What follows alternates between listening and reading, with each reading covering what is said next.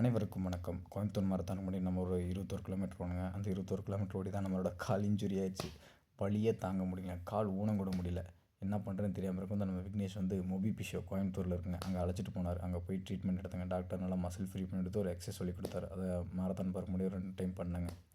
அதுக்கப்புறம் 3 மணிக்கு வந்து ரெடியாகி மாரத்தான் கிளம்பி போயிட்டேங்க. Sharada Terry has given us 409 and corporate பார்ட்டிசிபேஷனில் பார்த்தீங்கன்னா நம்ம கம்பெனி 9th பிளேஸுங்க. 5 மணிக்கு மாரத்தான் ஸ்டார்ட் ஆச்சு.